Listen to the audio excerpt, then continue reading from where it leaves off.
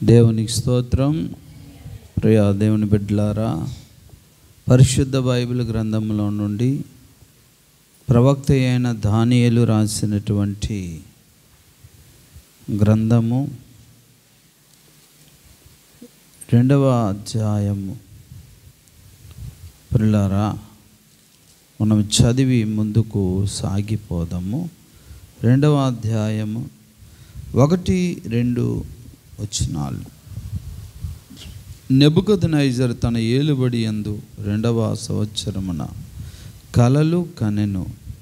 అందును గురించి ఆయన మనస్సు కలతపడగా ఆయనకు నిద్ర పట్టకొనెను. కాగా రాజు తాను కన్నిన కలలను తనకు తెలియజెప్పుటకై శకునగాండ్రను గారడీ విద్య గల వారిని మాంత్రికులను కల్దీయులను పిలువనంపుడని ఆజ్ఞ ఇయ్యగా వారు వచ్చి రాజు సముఖమున నిలిచిరి.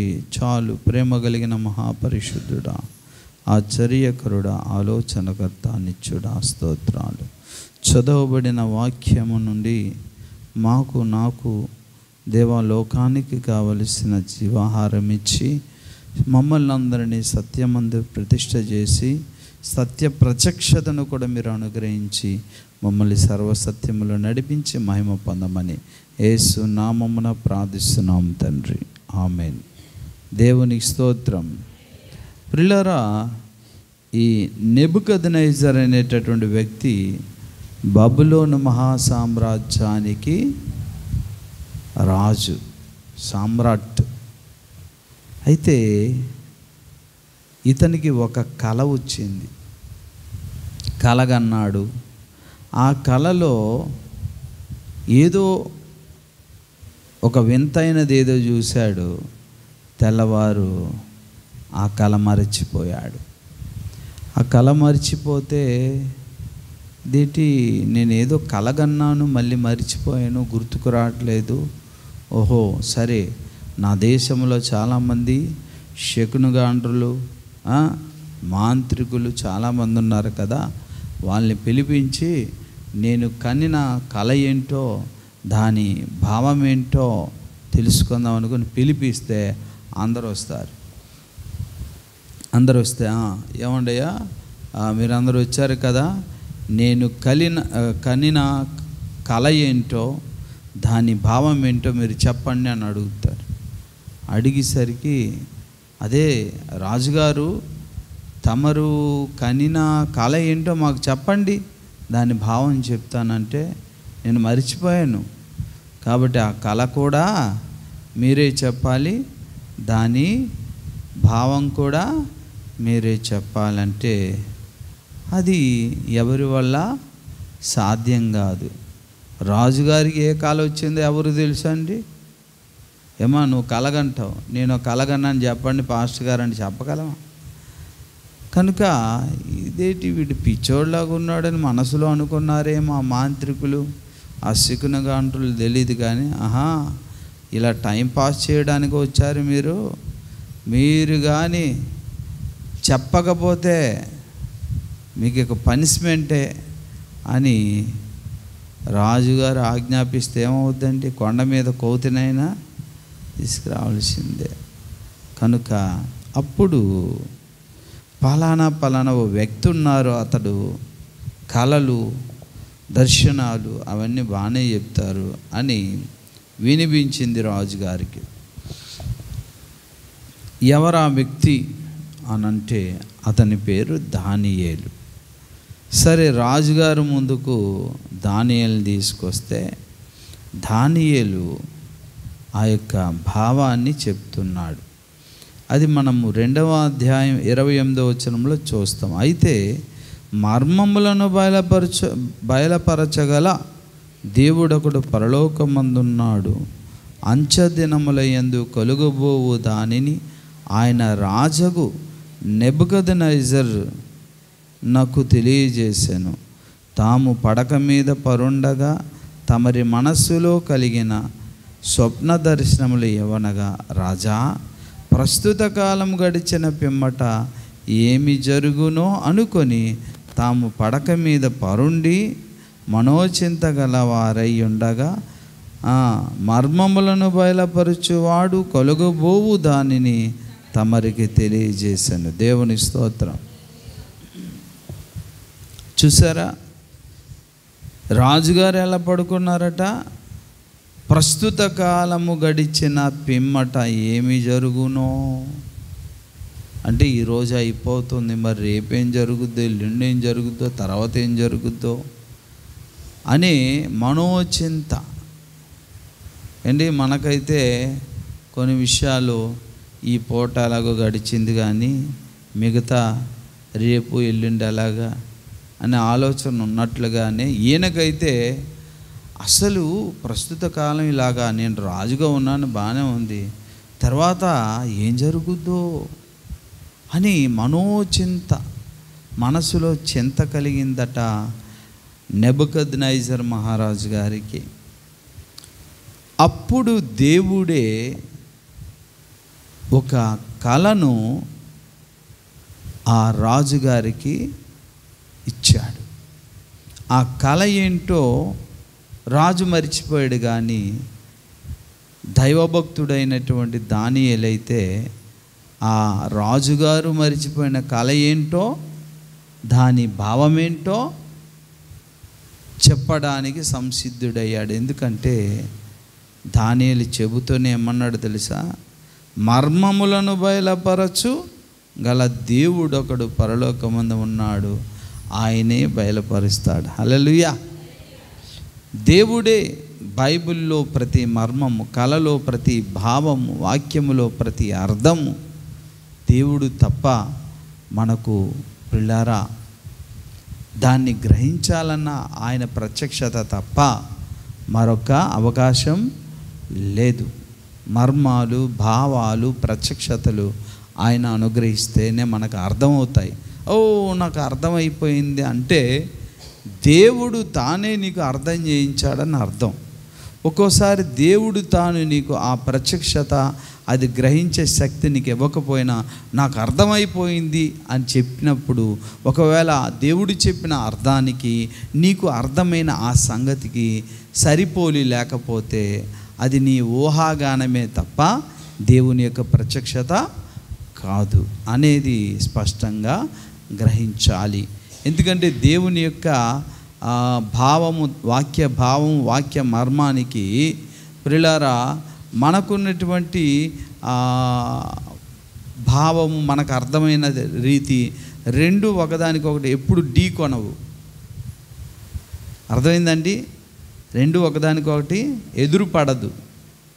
కాబట్టి ఎప్పుడైనా సరే దేవుడే మనతో మాట్లాడి ఉన్నాడు అనుకుంటే దేవుని వాక్యము ఏం చేస్తుందో తెలుసా? నీకు బయలుపరిచిన ఆ సత్యాన్ని, నీకు అర్థమైన ఆ మర్మాన్ని దేవుని వాక్యం స్థిరపరుస్తుంది, వ్యతిరేకించదు, ఎదురు తగలదు. కనుక మనము ఎప్పుడైనా సరే ఎవరి మీద ఆధారపడాలండి? ప్రతి మర్మము, ప్రతి భావము ఆయన మీదనే. ఆయన ఇస్తే తప్ప నీకు, నాకు, మనకు అర్థము కాదు. దేవుని స్తోత్రం. హల్లెలూయా. కనుక ఎలా పడుకున్నాడట రాజుగారు? అయ్యో ప్రస్తుత కాలం గడిచిన పిమ్మట ఇక ఏం జరుగుతుందో అనే మనోచింత గలవాడు పడుకున్నప్పుడు దేవుడే ఆ యొక్క స్వప్నము ద్వారా, కళ ద్వారా మాట్లాడి ఉన్నాడు. ఆ కళలో ఇతనికి వచ్చినటువంటి ఆ సంఘటన ఏంటంటే, కలిగిన సంఘటన చూడండి. ఇటట ఒక పెద్ద ప్రతిమ చూడండి. 31 రాజా తాము చూచుచుండగా బ్రహ్మాండమగు ఒక ప్రతిమ కనబడెను గదా. ఈ గొప్ప ప్రతిమ మహా ప్రకాశమును భయంకరము అయిన రూపమును గలదై తమరి ఎదుట నిలిచెను. ఆ ప్రతిమ యొక్క శిరస్సు మేలిమి బంగారమైనది, దాని రొమ్ములు భుజములను వెండివియు, దాని ఉదరమును తొడలును ఇత్తడివియు, దాని మోకాలు ఇనుపవియు, దాని పాదములలో ఒక భాగము ఇనుపదియు ఒక భాగము మట్టిదియునై ఉండెను. మరియు చేతి సహాయము లేక తీయబడిన ఒక రాయి ఇనుమును మట్టియు కలిసిన ఆ ప్రతిమ యొక్క పాదముల మీద పడి దాని పాదములను తుత్తినీయులుగా విరుగగొట్టినట్లు తమకు కనబడెను. అంతటా ఇనుమును మట్టియు ఇత్తడియు వెండియు బంగారము ఏకముగా దంచబడి కళ్ళములోని చెత్తవలే కాగా వాటికి స్థలము ఎచ్చటకు దొరకకుండా గాలి వాటిని కొట్టుకొని పోయెను. ప్రతిమను విరుగొట్టిన ఆ రాయి సర్వ భూతలమంత మహాపర్వతమాయెను. తాము కనిన కల ఇదే, దాని భావము రాజు సముఖమున మేము తెలియజెప్పెదము. దేవుని స్తోత్ర హల్లెలూయా. ఇది రాజుగారు కనినటువంటి కళ. ఏమో పెద్ద ప్రతిమట. ఆ ప్రతిమ శిరస్సు ఏంటట, బంగారంతో ఉందట. తర్వాత ఏమో భుజములు రొమ్మును వెండివట, దాని ఉదరము తొడలు ఇత్తడివట, దాని మోకాలు ఇనుపవి, దాని పాదాలు ఒక భాగం ఇనుపదియు మట్టిదియు ఉండేది. ఇదండి. కాబట్టి దీని భావం ఏంటంటే అప్పుడు చెప్తున్నాడు 30వ వచనంలో, తాము చనిపోయిన చూడండి 39 అందులో చూడు, తామే ఆ బంగారపు శిరస్సు అన్నాడు ఆయన. ఓకేనా? బంగారపు శిరస్సు అంటే ఎవరు? ఆ ప్రతిమలో నెబుకద్నెజర్ అంటే బబులోను సామ్రాజ్యం.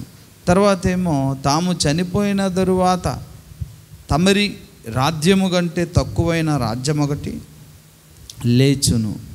అటు తర్వాత లోకమంతటి ఏలునట్టు 3వ రాజ్యం ఒకటి లేచును, అది ఇత్తడి వంటి తగును. పిమ్మట 4వ రాజ్యం ఒకటి లేచును, అది ఇనుము వలె బలముగా ఉండును. ఇనుము సమస్తమైన వాటిని దంచి విరుగగొట్టినది కదా. ఇనుము పగులుగొట్టునట్లు అది రాజ్యములన్నింటినీ పగులుగొట్టి పొడి చేయును. పాదములను వేలును కొంత మట్టుకు కొమ్మరి మట్టిదిగాను కొంత మట్టుకు ఇనుపదిగానున్నట్టు తమరికి కనబడిను గనుక ఆ రాజ్యములో భేదములుండును.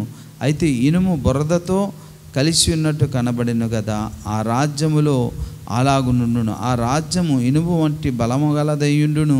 పాదములు వేళ్ళు కొంత మట్టుకును ఇనుపవిగాను కొంత మట్టుకు మట్టివిగాను ఉన్నట్లు ఆ రాజ్యం ఒక విషయములో బలముగాను ఒక విషయములో నీరసముగాను ఉండును.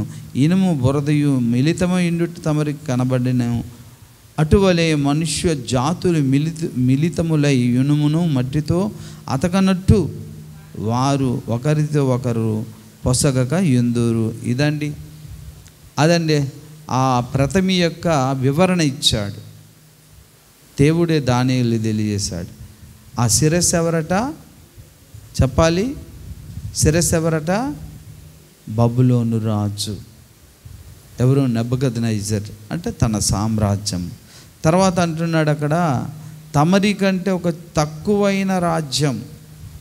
అంటే బబులోను రాజ్యం తరువాత ఏ రాజ్యం అయితే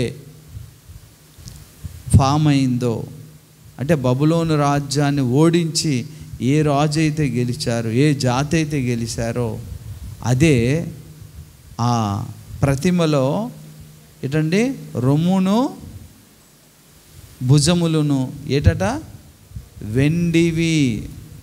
బంగారము వెండి కదా. రొమ్మును భుజములను రొమ్మును ఏంటట చెప్పాలి? వెండివి. మరి ఏంటంటే దాని అర్థం ఏంటంటే బబులోను రాజు నెబుకద్నెజర్ చనిపోయిన తర్వాత లేదా వారి సంతతి చనిపోయిన తర్వాత ఏ రాజ్యం అయితే బబులోను రాజ్యాన్ని ఆక్రమించుకుంటుందో అదే రెండో రాజ్యం అని దానియేలు భక్తుడు చెప్తున్నాడు. ఈ విషయాన్ని ఎవరు తెలియజేశాడు దానియేలుకి? దేవుడే. ఎందుకు తెలియజేశాడు అనుకుంటే అంచెదినములు యందు ఈ భూమి ఈ రాజ్యాలు ఇవన్నీ ఎలా అంతమవుతాయి అనే విషయాన్ని బబులోను రాజు నెబుకద్నెజర్కి దేవుడు చూపించాడు. తనకు ఆ విధంగా చూపించడం ద్వారానే ఈ రోజున దానియేలు భక్తుడు తన గ్రంథంలో రాయటం వల్ల దాన్ని మనము జాగ్రత్తగా చదివి ధ్యానించి భవిష్యత్ ఏ విధంగా ఉండబోతుంది, ఈ లోకము ఎలా అంతం కాబోతున్నది, ఏ రాజ్యం తర్వాత ఏ రాజ్యం రాబోతున్నది, ఏ రాజ్యం తర్వాత ఏ రాజ్యాలు ఎలా కూలిపోతాయి, తర్వాత రాజకీయ పరిస్థితులు ప్రపంచ పరిస్థితి ఎలా జరగబోతుంది, భవిష్యత్తులో ఏ విధంగా ఉండబోతుంది అనే విషయాలన్నీ కూడా తన సంఘాన్ని దేవుడు తెలియజేయడానికే దానియేలు ప్రవక్త ద్వారా ఆ విషయాలు రాయించాడు. ఆ విషయాల కొరకు చింత కలిగినటువంటి ఆ యొక్క నెబుకద్నెజరుకి ఆ విషయాలు తెలియజేస్తే తన ద్వారా ఇది రాయడానికి గ్రంథస్థం చేయడానికై దేవుడు ఆ ప్రణాళికలోనే ఆ రాజుగారికి దర్శనం, దాని యొక్క దర్శనం యొక్క భావము దర్శనం రెండూ కలిపి దానియేలు చెప్పడం, దాన్ని గ్రంథస్థం చేయడం, ఈ గ్రంథంలో ఉన్నది మనం ఈరోజు చదవడం, రాబోయే తరానికి చెప్పడం, సంఘం అంతా క్రీస్తు రాకడ కొరకు సిద్ధపడ్డం. ఇంత వ్యవహారం, ఈ ప్రాసెస్ ఉంది బైబిల్లో. ఆ కళ తర్వాత అర్థమవుతుందండి. ఈరోజు మనం ఎందుకు చదువుతున్నాం? మనకేదో అవసరం కాబట్టి దేవుడు రాయించాడు. కనుక రెండో రాజ్యం ఏంటంటే బబులోను రాజ్యం కూలిపోగానే వచ్చే రాజ్యమే రెండో రాజ్యం. బబులోను రాజ్యం కూలిపోయిన తర్వాత వచ్చిన రాజ్యం ఏంటి అని మనం ఆలోచన చేయొచ్చు. వినండి, నేను టూకీగా చెప్తున్నాను, యూట్యూబ్లో రికార్డ్ అవుతుంది, అవసరం కాబట్టి చెప్తున్నాను. ప్రియులారా, బబులోను రాజు అయినటువంటి నెబుకద్నెజరు కొడుకు బెల్షెజర్. ఈ బెల్షెజరు ఏం చేస్తాడంటే, వినండి, తండ్రి గారు తీసుకొచ్చినటువంటి, ఎక్కడి నుంచి తీసుకొచ్చారు? యెరూషలేము దేవాలయములో బంగారపు పాత్రలు ఇవన్నీ దేవుని ఆలయంలో వాడతారు కదా, అది తీసుకొచ్చేసి తన అధిపతులతో అందరినీ పిలిచి, రండి నేను మీకు మంచి విందు ఏర్పాటు చేస్తాను రండి అనుకుని పిలిచి విందు ఏర్పాటు చేస్తున్నప్పుడు దాంతో దేవుని మందిరంలో ఉన్న పరిశుద్ధమైన పాత్రలు తీసుకొచ్చి అందులో సారా, బ్రాందీలు అన్నమాట, ద్రాక్ష రసాలు అవన్నీ వేసి విందిచ్చి తాగిస్తుంటే ఆ మత్తులో గోడ మీద ఒక చెయ్యి వచ్చి, మానవ హస్తం అంటే ఒక చెయ్యి వచ్చి ఏదో రాసి వెళ్ళిపోయిందన్నమాట. దాన్ని చూసినటువంటి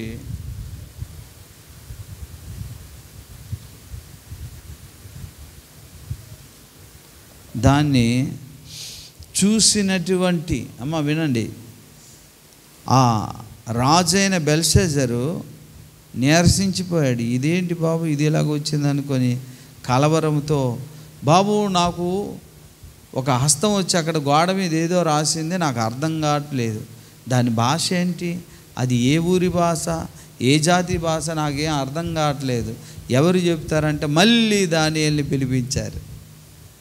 ఓకేనా? దానియేలు పిలిపించిన తర్వాత అప్పుడు దానియేలు గారు ఆ గోడ మీద రాసినటువంటి వ్రాత దేవుడే రాశాడు, దేవుడే ఆ గోడ మీద రాసినటువంటి రాతను చెప్పాడు. అప్పుడు రాసిన తర్వాత దాని భావం చెప్తున్నాడు. చూడండి, ఇది 5వ అధ్యాయము దానియేలు గ్రంథము 28వ వచనం. బెల్షెజర్ ఆజ్ఞ ఇయ్యగా వారు దానియేలుకు ఊదారంగు వస్త్రము తొడిగించి అతని మెడకు బంగారపు హారము చేసి ప్రభుత్వం చేయుటలో నతడు 3వ అధికారి అని చాటించిరి. ఆ రాత్రి అందే కల్దీయుల రాజుకు బెల్షెజరు హతుడాయెను. చాలు, హల్లెలూయా, హల్లెలూయా. ఆ రాత్రి అందే కల్దీయుల రాజుకు బెల్షెజరు హతుడైపోయాడట. ఎవరు? నెబుకద్నెజరు కొడుకు, బబులోను సామ్రాజ్య నిర్మాత నెబుకద్నెజరు కొడుకే బెల్షెజర్ చనిపోయాడు. అంటే ఇక బబులోను రాజ్యం మొత్తం కూలిపోయినట్లే. అయితే అంతకుముందు దానియేలు ఆ చేతితో ఆ గోడ మీద రాసినటువంటి రాత యొక్క భావం కూడా చెప్పాడు. పిల్లలు గమనించండి, 24 నుంచి.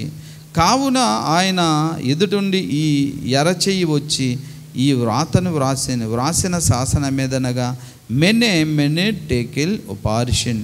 ఈ వాక్య భావం ఏమనగా, మెనే అనగా దేవుడిని ప్రభుత్వములో లెక్క చూచి ముగించాను. టెకేల్ అనగా ఆయనను త్రాసులో తోచగా నీవు తక్కువగా కనబడితివి. ఫెరేస్ అనగా నీ రాజ్యం నీ యొద్ద నుండి విభాగింపబడి మాదీయులకును పారాశకులకును ఇయ్యబడును. చాలు. హల్లెలూయా. బబులోను రాజ్యం కూలిపోగానే వచ్చే రాజ్యం ఏంటండి? అది మాదీయుల పారాశకుల రాజ్యం.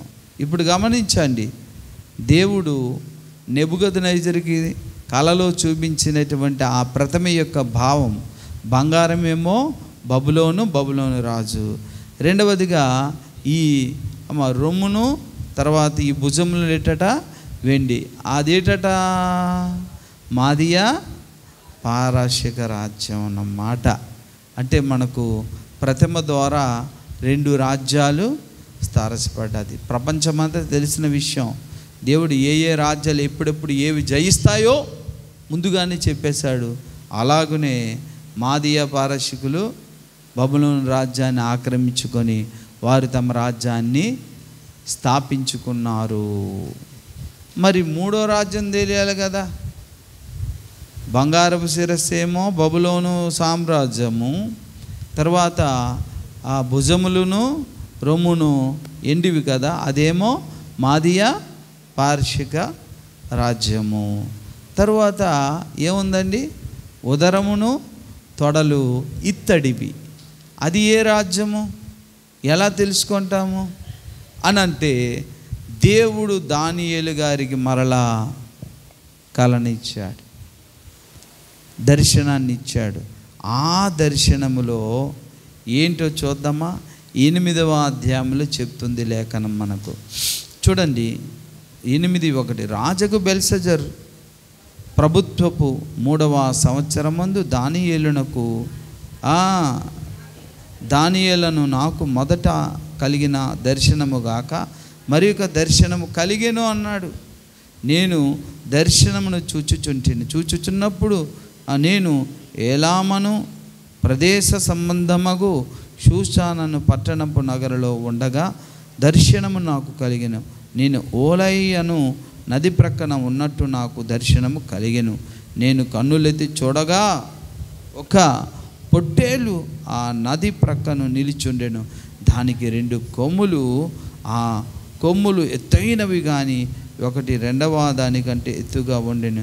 ఎత్తుగలది దానికి తరువాత మొలిచినది. ఆ పొట్టేలు కొమ్ములతో పశ్చిమగా ఉత్తముగా దక్షిణముగాను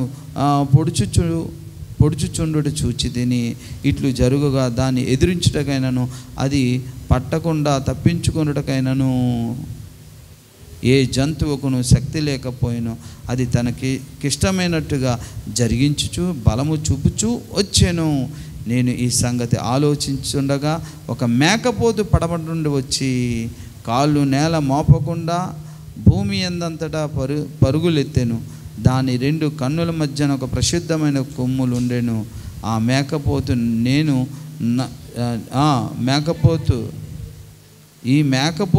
నేను నది ప్రక్కన నిలుచుట చూచిన ఆ 2 కొమ్ములు గల పొట్టేలు సమీపమునకు వచ్చి భయంకరమైన కోపముతోనూ బలముతోనూ దాని మీద ఢీకొని వచ్చాను. నేను చూడగా ఆ మేకపోతును పొట్టేలను కలుసుకొని మెక్కిలి రౌద్రము గలదే దాని మీదకి వచ్చి ఆ పొట్టేలును గెలిచి దాని 2 కొమ్ములను పగులగొట్టిన. ఆ పొట్టేలు నేలను పడివేసి త్రొక్కుచుండెను. దాని బలము అణచి ఆ పొట్టేలు తప్పించుట ఎవరి చేతనో కాకపోయినా ఆ మేకపోతు అత్యధికముగా బలము చూపుచూ వచ్చాను. హల్లెలూయా, హల్లెలూయా. ఇది దేవుడు చెప్పినటువంటి 2వ కాల. దానియేలుకి వింటున్నారా? దానియేలుకి 2వ కాల అంటే ముందు కలిగింది. ఈ కాలం ఎందుకు ముందు చెప్పానంటే, ఒక క్రమబద్ధంగా దేవుడు ఆ రాజ్యాల కోసం రాయించలే. ముందు మరికొన్ని, తర్వాత ఇంకొన్ని అలా రాయించాడు. అది దేవుని ఆనవాయితీ, అది దేవుని పద్ధతి. అయితే ఏమైందో వినండి బాగా. ఇక్కడ నదీ తీరమున పొట్టేలు ఒకటి ఉంది. దానికి ఎన్ని కొమ్ములు ఉన్నాయట? 2 కొమ్ములు ఉన్నాయి. మర్చిపోకండి. వింటున్నారా? పొట్టేలుకి ఎన్ని కొమ్ములు ఉన్నాయి? అది మొత్తానికి దున్ని పరిగెట్టి అన్నిటినీ జయించేస్తుంది. దాని బలాన్ని ఆపే శక్తి ఎవరికి లేకపోయింది. కానీ కొద్ది కాలానికి కొద్దిసేపటి చూసేసరికి వినండి, ఇంకో మేకపోతు కనిపించిందట. ఆ మేకపోతుకి ఒక కొమ్ము ఉందట. ఎన్ని కొమ్ములు ఉన్నాయట చూడండి. మేకపోతు కనిపించింది కదా 5వ వచనంలో, మేకపోతు పడబడి నుండి వచ్చి కాళ్ళు నేల మాపకుండా భూమి అందంతటా పరుగెత్తులెత్తెను. దాని 2 కన్నుల మధ్యన ఒక ప్రసిద్ధమైన కొమ్ము ఉండేను, ఒక కొమ్ము ఉండేను. హల్లెలూయా. అమ్మ వినండి బాగా. పొట్టేలుకేమో ఎన్ని ఉన్నాయండి? 2 కొమ్ములు ఉన్నాయి. మేకపోతుకేమో 2 కన్నుల మధ్య ఒకే కొమ్ము, పెద్దది ఉంది, గొప్పది. ఓకేనా? దీని భావం ఏంటో చెబుతున్నాడు తిరిగి. ఎవరు చెప్తున్నారు చూడండి, ఇప్పుడు గమనించండి.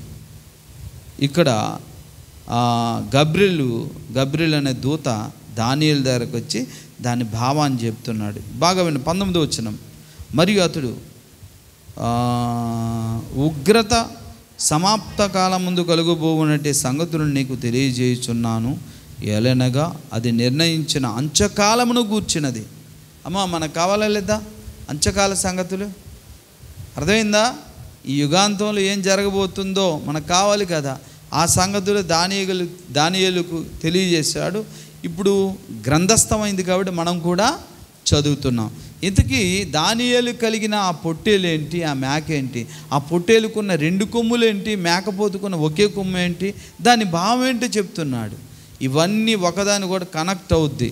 మీరు జాగ్రత్తగా వినండి. ఓకేనా? చూడండి, నీవు చూచిన 2 కొమ్ములు గల ఆ పొట్టేలు ఉన్నదే, అది మాదీయుల యొక్కయు పారాసికుల యొక్కయు రాజులను సూచించును. హల్లెలూయా. అర్థమైందండి? ఇప్పుడు బాగా గమనించండి. పొట్టేలుకు 2 కొమ్ములు ఉన్నాయి కదా, 2 కొమ్ములు గలది ఉన్నది కదా. 2 కొమ్ములు అంటే 2 రాజులే ఒక రాజ్యాన్ని స్థాపించుకున్నారు. అంటే జంతువులతో ఒక రాజ్యాన్ని పోలుస్తున్నాడు దేవుడు. జంతువులకున్న కొమ్ములనేమో రాజులతో పోలుస్తున్నాడు దేవుడు. అర్థమైందా? కొమ్ములేమో రాజులతో పోలుస్తున్నాడు, జంతువేమో రాజ్యముతో పోలుస్తున్నాడు. ఇక్కడ మాదియా పారాసిక అంటే మాదీయుల రాజు, పారాసికుల రాజు అంటే 2 కొమ్ములు కదా. ఈ 2 కొమ్ములు కలిసి ఒక రాజ్యాన్నే నడిపించుకున్నారు, ఉమ్మడి రాజ్యంగా. అదే మాదీయుల యొక్కయు పారాసికుల యొక్క రాజ్యమని దేవుడే గబ్రియెల్ దూత ద్వారా దానియేలుకు తెలియజేశారు. మనం ఇంకో లెక్కలోకి వెళ్ళాం. నెబుకద్నెజర్ రాజుగారికి కలిగిన కలలో బంగారమేమో బబులోను సామ్రాజ్యం అనుకున్నాం. తర్వాత రొమ్ములను, తర్వాత భుజములను ఏ రాజ్యం అని చెప్పాడండి? మీ రాజ్యం తర్వాత తక్కువైన రాజ్యం అనగానే బబులోను సామ్రాజ్యం కూలిపోగానే బబులోను రాజ్యాన్ని ఆక్రమించుకున్న వాళ్ళెవరు? బెల్షస్సర్ రాజు. ఆ రోజు నైటే కదా, ఇప్పుడు చెప్పాడు కదా దానియేలు, ఆ యొక్క గోడ మీద చేవరాత వచ్చి రాస్తున్నప్పుడు మెనే టేకలు ఉపార్షణ అని చెప్పిన ఆ రోజున బెల్షస్సర్ని చంపేశారు. ఎవరు? మాదీయులు, పారాసికులు వచ్చి. అంటే ఇప్పుడు ఆ యొక్క ప్రతిమలో 2వ భాగం ఏంటంటే మాదీయులు, పారాసికులు. మరలా దర్శనం ఏం చూపించాడు ఇక్కడ? బాగా వినండి. పొట్టేళ్ళు ఉంది కదా, పొట్టేలుకేమో 2 కొమ్ములు ఉన్నాయి కదా. ఆ 2 కొమ్ములు అంటే మాదీయులు, పారాసికులు అని చెప్తున్నాడు. ఓకే, నెక్స్ట్ ఎక్స్ట్రా దేవుడు మనకేం చూపిస్తున్నాడు తెలుసా? మేకపోతు. అంటే మేకపోతు అంటే ఏంటి? ఇక్కడ భావం చూద్దాం ఒకసారి. 21, బొచ్చుగల ఆ మేకపోతు గ్రీకుల రాజు, దాన్ని 2 కన్నుల మధ్యనున్న ఆ పెద్ద కొమ్ము వారి మొదటి రాజును సూచించిన. హల్లెలూయా. అర్థమైందండి? 2 కన్నుల మధ్య ఒక కొమ్ము. అర్థమైందండి? 2 కొమ్ములు కాదు, గమనించండి. 2 కొమ్ముల మధ్య కాదు, 2 కన్నుల మధ్య ఒక కొమ్ము, పెద్ద కొమ్ము. అదేట గ్రీకుల రాజు, గ్రీక్ సామ్రాజ్య నిర్మాత అలెగ్జాండర్ ది గ్రేట్. అర్థమైందండి? ఈ విషయాన్ని ప్రియులారా, అలెగ్జాండర్ ది గ్రేట్ బబులోను ఏంటండి యెరూషలేము కూడా దండితో వచ్చేటప్పుడట ఈ విషయాన్ని చూపించారట. విన్నది అయ్యా మీరు రాజ్యాన్ని స్థాపిస్తారని ఇదిగో దానియేలు గ్రంథంలో ఆల్రెడీ రాయబడి ఉంది అనుకుని చూపించారట అతనికి. మరి అలా చూపించేసరికి వాళ్ళకు ఏ విధంగా హింస పెట్టకుండా వదిలేసి వెళ్ళిపోయినట్లుగా కొంతమంది చరిత్రకారులు కూడా చెప్పారు. అంతే. కాబట్టి ఇక్కడ బాగా వినండి, మనకు లెక్కకు నెబుకద్నెజర్ రాజుగారికి కలిగిన ఆ ప్రతిమలో ఉన్నటువంటి రాజ్యాలు ఉన్నాయి కదా, మనకేమో 4 భాగాలు చూపించాడు. అందులో 2 భాగాల అర్థమేంటో అర్థమైంది. బంగారపు శిరస్సు అనగానే బబులోను సామ్రాజ్యం, నెబుకద్నెజర్ రాజు. తర్వాత ఆ యొక్క భుజములను రొమ్మును ఏంటట, మాదియా పారశిక వెండిదట. ఓకేనా. తర్వాత ఏమో ఉదరమును తొడలను ఇత్తడివి. అంటే అది ఏమై ఉండాలి, ఇప్పుడు గ్రీక్ సామ్రాజ్యం అయి ఉండాలి. ఎందుకంటే 2 కొమ్ములు మాదియా పారశిక, అది ఓడిపోయింది. ఏది వాడదీసింది? ఆ ఓడిపోయేటట్లు చేసింది. ఏది గెలిచింది? మేకపోతు వచ్చి పొట్టేల్ని గెలిచేసింది. అర్థమైందా? మేకపోతు వచ్చి ఆ 2 కొమ్ములు గల పొట్టేల్ని జయించేసింది కదా కలలో. అంటే మాదియా పారశికుల్ని ఎవరు జయించారు? వచ్చి అలెగ్జాండర్ ది గ్రేట్. ఓకేనా. అలెగ్జాండర్ ది గ్రేట్ అనే ఒక గొప్ప సామ్రాజ్య నిర్మాత రాజు. బట్టి పెద్ద వయసు కూడా కాదు. ఎన్ని సంవత్సరాలమ్మ గుర్తుందా? తక్కువ వయసే. అంత ప్రపంచాన్ని గెలిచాడు. కాబట్టి ఇప్పుడు 3వ రాజ్యం ఏది? గ్రీకు సామ్రాజ్యం. తర్వాత ఇవన్నీ జరగక ముందే దేవుడు రాయించాడు. బిడ్డ మీరు జాగ్రత్తగా వినాలి. ఇవన్నీ ఈ రాజ్యాలు రాకముందే దేవుడు పలానా ఈ రాజ్యాలు ప్రపంచాన్ని ఏలుతాయి రాయించాడు దేవుడు. అది గొప్పతనం.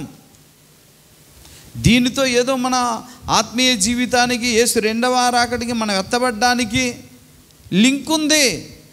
ఈ ప్రపంచం ఏం కాబోతుందో తెలియజేసేటటువంటి సంగతులు ఉన్నాయి. కాబట్టి ఇది మనం తెలుసుకోవాలి. ఇప్పుడేమో 3వ రాజ్యం కూడా తెలిసిపోయింది కదా. ఇకపై ప్రతిమలో 4వ రాజ్యం ఏంటో తెలియాలి కదా.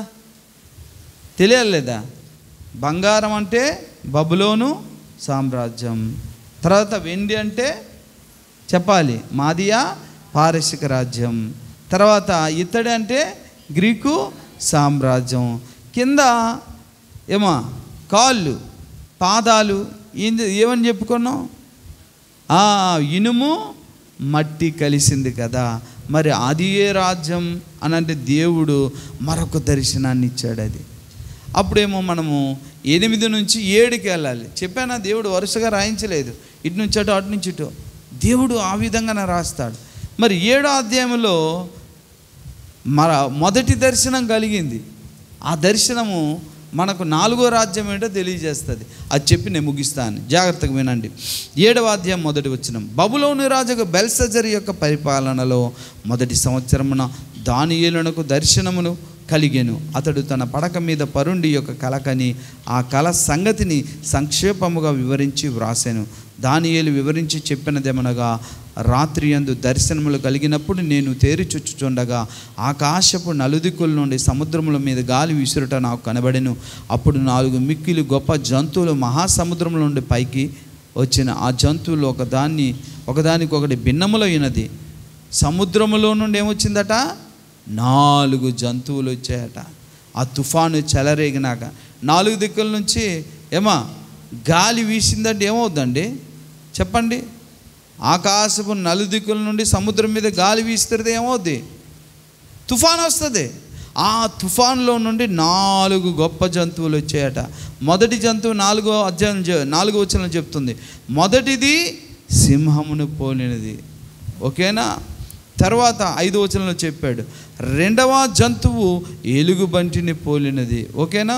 తర్వాత మీరు ఇంటికి వెళ్ళి మొత్తం చదవండి. తర్వాత ఏమో 3వదిగా 6వ వచనం, అటు పిమ్మట చిరుతపులిని పోలిన మరి ఒక జంతువుని చూచి తిని. ఓకేనా. వినండి అమ్మా, ఈ 3ంటికి కూడా వివరణ క్లియర్గా ఇవ్వలేదు. ఈ 3ంటికి ఈ 3 ఏ రాజ్యాలని చెప్పలే. మొత్తం కలిపి ఒక్కొక్కటి ఒక్కో రాజ్యం అని చెప్పేశాడు దేవుడు. చూడండి 7వ వచనం చదువుతున్నా. 4 అటు పిమ్మట రాత్రి యందు నాకు దర్శనములు కలిగినప్పుడు నేను చూచుచుండగా ఘోరమును భయంకరమునగు 4వ జంతువు ఒకటి కనబడెను. చాలు ప్రియులారా, చాలు చాలు, బాగా వినండి. మొత్తం ఎన్ని జంతువులు చూశారండి దానియేలు ఇక్కడ చెప్పాలి? ఈ దర్శనములో 4 జంతువులు. ఈ 4 జంతువులు ఎక్కడి నుంచి వచ్చాయి? సముద్రం నుండి వచ్చాయి. మొదటిదేమో సింహాన్ని పోలుంది, దానికి 2 రెక్కలు ఉన్నాయి. ఇవన్నీ చూసుకోవచ్చు మీరు వెళ్ళి, ఓకేమా? తర్వాత రెండో జంతువు ఏంటండి? ఎలుగుబంటి. మూడోది చిరుతపులి. ఓకే, ఈ 3 జంతువుల కోసం వివరణ మరలా ఇవ్వలేదు. అమ్మ వింటున్నారా? ఎందుకు ఇవ్వలేదో చెప్తాను చూడండి. ఎందుకు తెలుసా? 4వ జంతువు మాత్రమే వివరణ ఇస్తున్నాడు. దానియేలు కూడా అడగలేదు మళ్ళీ. అమ్మ ఈ పాయింట్అవుట్ చేసుకోండి, వింటున్నారా బాబు? 4వ జంతువు వివరణ ఏంటో దానియేలు అడిగారు. మిగతా 3 జంతువుల యొక్క వివరణ అడగలేదండి. దాని అర్థం ఏంటో తెలుసా? దానియేలుకి ఆల్రెడీ అర్థమైపోయింది. ఏంటంటే పలానా పలానా ఈ రాజ్యాలు వస్తాయన్న సంగతి అర్థమైపోయింది. కానీ 4వ జంతువు ఏంటి ఇలా ఉంది అని అడిగాడు. చూడండి ప్రియులారా, ఒకసారి గమనించండి.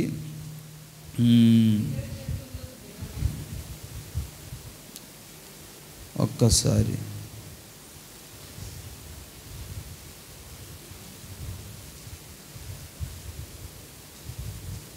11వ వచనం చదవండి. అప్పుడు నేను చూచుచుండగా ఆ కొమ్ములు పలుకుచున్న మహాగర్భపు మాటలు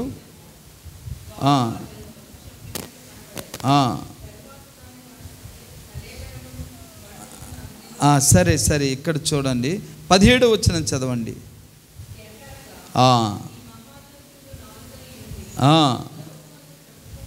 15 నుంచి చదివితే అర్థమవుతుంది. నాకు కలిగిన దర్శనములు నన్ను కలవరపడుచున్నందున దానియేలను నేను నా దేహములో మనోదుఃఖము గలవాడనైతిని. నేను దగ్గర నిలిచి ఉన్న వారిలో ఒకరిని యొద్దకు పోయి ఇందును గూర్చిన నిజమంతయు నాకు చెప్పుమని అడుగగా అతడు నాతో మాట్లాడి ఆ సంగతుల భావమును నాకు తెలియజేశాను. ఎట్లనగా ఈ మహాజంతువులు 4 అయ్యుండి లోకమందు ప్రభుత్వం చేయబోవు 4 రాజులను సూచించుచున్నవి. అయితే మహోన్నతుని పరిశుద్ధులే రాజ్యాధికారం నందుదురు. వారు యుగయుగములు యుగాంతముల వరకును రాజ్యమేలుదురు. ఇనుప దంతములను ఇత్తడి గోళ్ళు గల ఆ 4వ జంతువు సంగతి ఏమైనదని నేను తెలుసుకొనగోరితిని. అది ఎన్నటికి నీ భిన్నములు గల మిగుల భయంకరమునై సమస్తమును పగులగొట్టుచు మృంగుచు మిగిలిన దాన్ని కాళ్ళ క్రింద అణుగురు ద్రోకుచు నేను. మరియు దాని తలపైన 10 కొమ్ముల సంగతియు వాటి మధ్య నుండి పెరిగి 3 కొమ్ములను కొట్టివేసి కన్నులను గర్వముగా మాటలాడు నోరును గల వేరగు కొమ్ము సంగతియు అనగా దాని కడమ కొమ్ముల కంటే బలము కలిగిన ఆ కొమ్ము సంగతియు విచారించితిని. ఈ కొమ్ము పరిశుద్ధులతో యుద్ధం చేయుచు వారిని గెలుచిన దాయను. ఇదండి సంగతి, బాగా వినండి. మరొకసారి మీకు చెప్తున్నాను.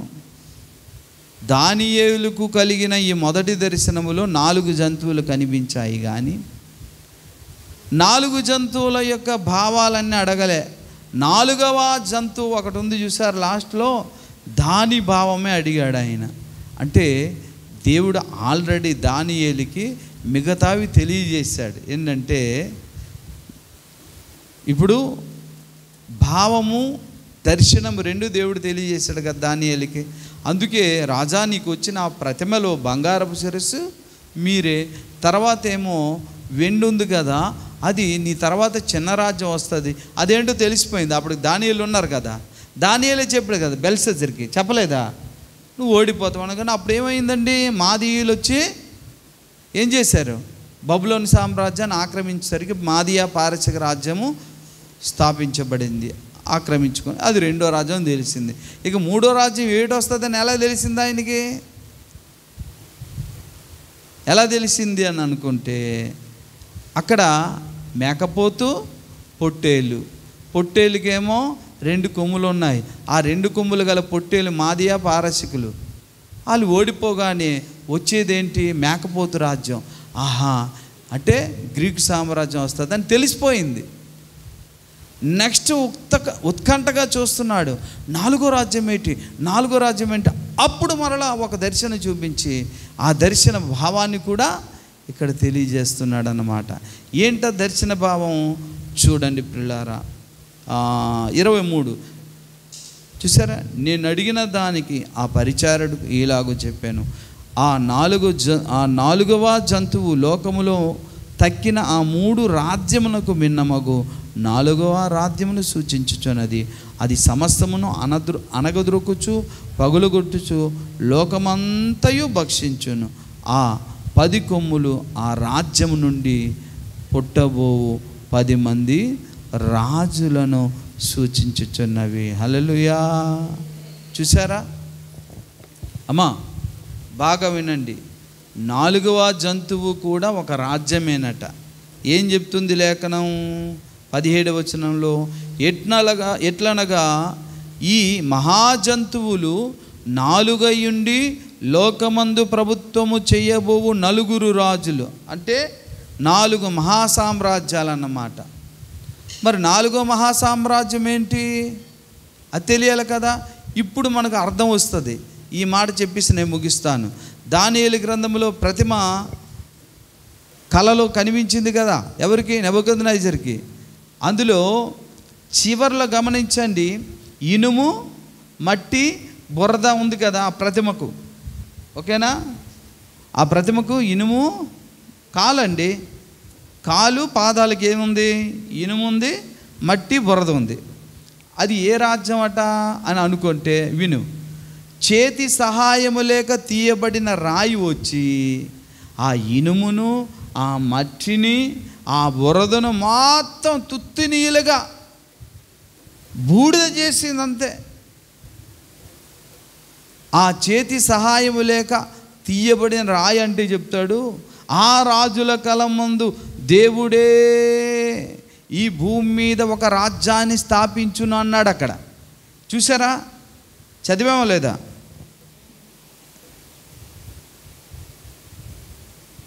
ఇరవై 2:44 ఆ రాజుల కాలంలో పరలోకమందున్న దేవుడు ఒక రాజ్యమును స్థాపించును, దానికి ఎన్నటికి నాశనము కలగదు. ఆ రాజ్యము దాన్ని పొందిన వారికి కాక మరెవ్వరికి చెందదు.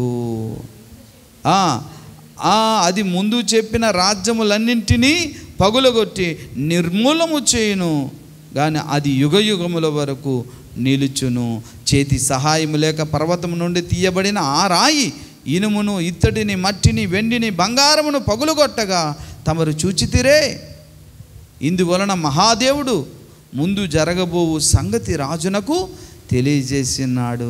కళ నిశ్చయము, దాని భావము నమ్మదగినది అని దానియేలు రాజుతో చెప్పిన. హల్లెలూయా. ఇదే జరిగింది, ఇదే జరగబోతుంది. వినండి, ఆ రాయట ఎక్కడ పడ్డదటండి? చేతి సహాయము లేక. వినండి బాగా, చేతి సహాయము లేక తీయబడిన రాయి ఎక్కడి నుండి తీశారట? పర్వతము నుండి. పర్వతం ఎవరో తెలుసా? పర్వతముతో దేవుడు పోల్చబడ్డాడు. మహాపర్వతమైన యెహోవా దేవుని నుండి స్వతంత్ర వ్యక్తి రూపముగా వచ్చిన రాయి నా యేసయ్య. అర్థమైందండి? చేతి సహాయం అక్కర్లేదు, తనకు తనుగా స్వయంభవుడుగా వచ్చిన రాయి ఏం చేశాడండి?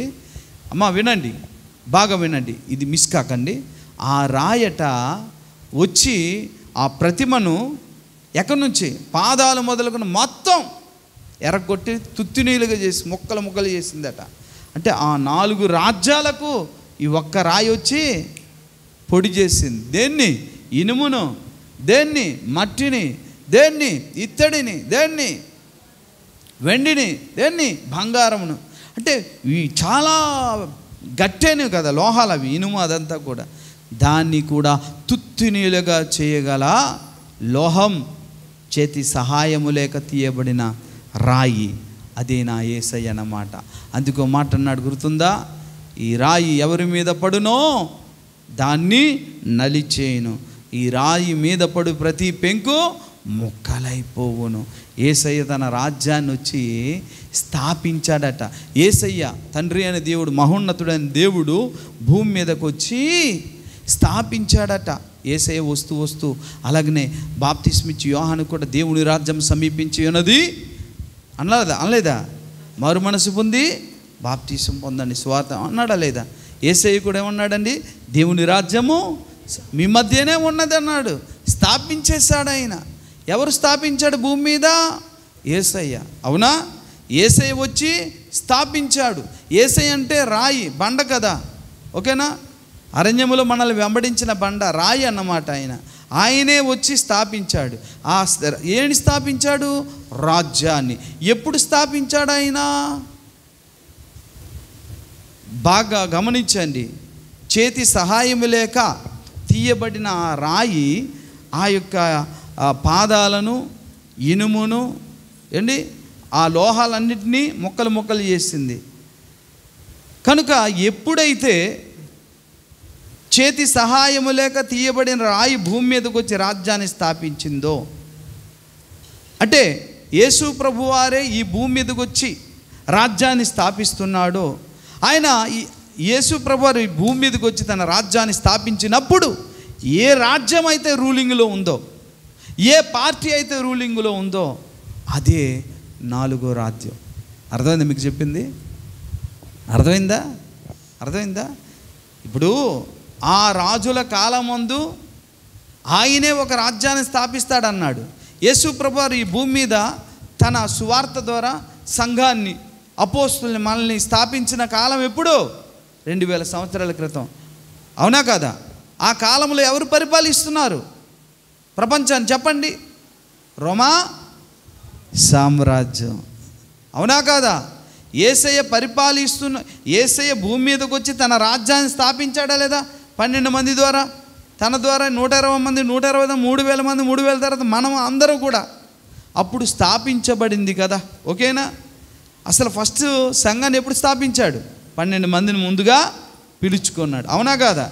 అంతకుముందు యోహాను కూడా బాప్తీసం, వాళ్ళు మొత్తం ఒకటయ్యారు తర్వాత. అంటే అదేంటి? దేవుని రాజ్యాన్ని యేసయ్య వచ్చి స్థాపించాడు. అవునా? చేతి సహాయము లేక తీయబడిన రాయి అయిన యేసయ్య వచ్చి ఈ భూమి మీద రాజ్యాన్ని స్థాపించాడు. ఆ రాజ్యాన్ని స్థాపించినప్పుడు, యేసయ్య ఈ భూమి మీద తన రాజ్యాన్ని స్థాపించినప్పుడు, అప్పటి కాలంలో ఏ ప్రభుత్వం అయితే ఉన్నదో ఆ ప్రభుత్వమే 4వ రాజ్యమై ఉండాలి. అర్థమైందండి? ఎందుకంటే ఆ రాజుల కాలంలో ఈయన వస్తాడు. ఈయన వచ్చినప్పుడు ఏ రాజ్యమై ఉన్నదో అదే ఆ ప్రతిమలో 4వ రాజ్యం. ఆ 4వ రాజ్యం ఏమంటే ఇప్పుడు చెప్పండి? రోమా సామ్రాజ్యం. ఎందుకు రోమా సామ్రాజ్యం ఎందుకు అవ్వాలి అయ్యగారు?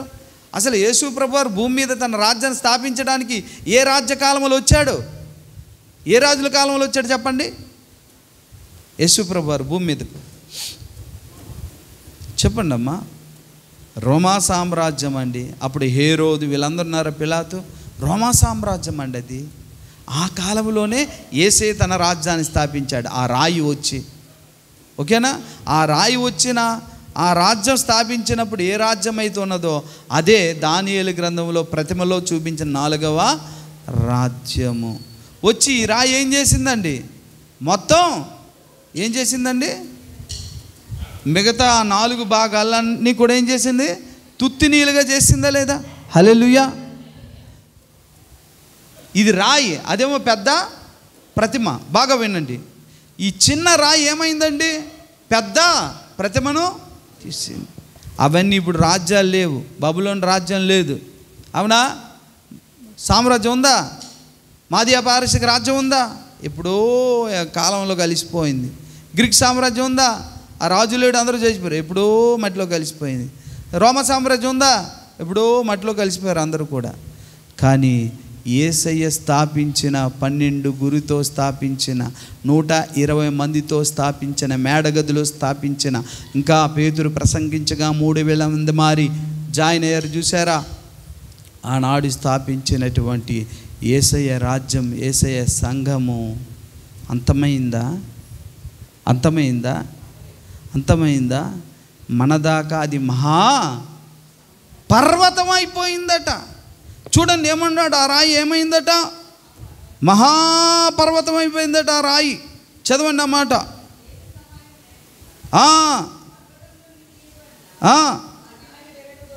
ఆ రాయి సర్వభూతలమంతా మహాపర్వతమైన. హల్లెలూయా. నా యేసయ్య రాజ్యం ఇప్పుడు ఎక్కడో యెరూషలేములో భూమధ్యపురములో స్టార్ట్ చేసిన తన రాజ్య స్థాపన ఈ మూల వరకు వచ్చింది. ఈ విజయనగరం, ఈ లంకాపట్నం, టోటల్ అన్ని దేశాలకు ఆయన రాజ్యం ఒక దేశానికి పరిమితము కాదు. భూతలమంతా అయిందా లేదా? చెప్పినట్టు జరిగిందా లేదా? ఇది మనకు అవసరం కాబట్టి చెప్పడం జరిగింది. అయితే ఇందులో ఒక వ్యక్తి పప్పులో కాలేశారు, గొప్ప వ్యక్తి. ఆయన పేరు చెప్పడం పెద్ద ఆయనగా చెప్పకూడదు. ఆయన మన విజయనగరం కూడా ఈ మధ్య వస్తున్నారు 16-17 తారీఖుల్లో. అందులో ఏం చెప్పారంటే, నాలుగవ జంతువులో నుండి మరో 10 మంది వస్తారన్న సంగతి వారు చెప్పలేదు. ఈ 10 మంది రాజులే 4వ జంతువు అంటున్నాడు, పప్పులో కాలేస్తున్నాడు ఆయన. అంటే యేసు రాకడక ముందే, బాగా వినండి, ఇజ్రాయేలు దేశం మీదకి రష్యా దేశం యుద్ధానికి రాకముందే ఈ 10 మంది రాజులు ముందు ఫామ్ అవుతారు అని చెప్తున్నాడు ఆయన. కానీ అది ఎప్పుడు జరుగుద్దో తెలుసా? రష్యా దేశం ఇజ్రాయెల్ దేశం మీదకి యుద్ధానికి వచ్చిన తరువాత ఇజ్రాయేలు పక్షమున దేవుడే యుద్ధమాడి రష్యాను, ప్రపంచ దేశాలందరినీ కూడా చాలా వరకు నష్టం దేవుడే యుద్ధమాడిన తర్వాత అప్పుడు కొన్ని దేశాలు లేస్తాయన్నమాట. ఓ 10 దేశాలు. ఆ 10 దేశాలు కూడా ఎప్పుడో ఉన్న రోమా సామ్రాజ్యపులో ఎన్ని దేశాలు ఉన్నాయో ఆ దేశాల్లో కొన్ని, ప్రాచీన కాలపు దేశాల్లో కొన్ని దేశాలు మరి 10 లేచి 10 రాజ్యాలుగా లేస్తుంది అన్నమాట. ఆ రాజ్యాల కోసం చెప్పాడు.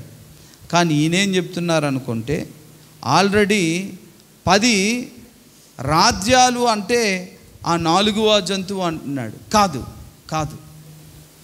అలా కాదు. 4వ జంతువు ఏంటండి? రోమా సామ్రాజ్యం. మరి 10 రాజ్యాలు ఏంటంటే భవిష్యత్తులో రాబోతుంది. ఆ రోమా సామ్రాజ్యంలో విడిపోయారు కదా రాజ్యాలుగా, కాలంలో కలిసిపోయింది కదా. ఆ ప్రాచీన రోమా సామ్రాజ్యపు ఏవేవైతే విలీనమై ఉండేదో అందులో మరికొన్ని 10 దేశాలు ఈ చివరి దినాల్లో తిరిగి లేచి అందులో నుండే, అమ్మ వినండి, ఆ 10 రాజ్యాలలో నుండే మరలా అబద్ధ క్రీస్తు రాబోతున్నాడని దేవుడు చూపిస్తున్నాడు మనకు. కనుక ఇంకా మున్ముందు ఇంకా లోతుగా అర్థం చేసుకోవడానికి వచ్చే శుక్రవారం కూడా నేను మాట్లాడతాను. కాస్త ఓపిక పట్టండి, మీరు ధన్యులు అవుతారు. అర్థం కాకపోతే మరలా మీరు నన్ను అడిగితే నేను మీ ఎద్దకు వస్తాను, లేదా మీరు నా దగ్గర రండి, నేను మీకు తెలియజేస్తాను. యేసు 2వ రాకడలో మనమందరం కూడా ఎత్తబడడానికి, సంసిద్ధులం అవ్వడానికి ఈ సంగతులు ఎంతో అవసరం. ప్రార్థన చేద్దాం.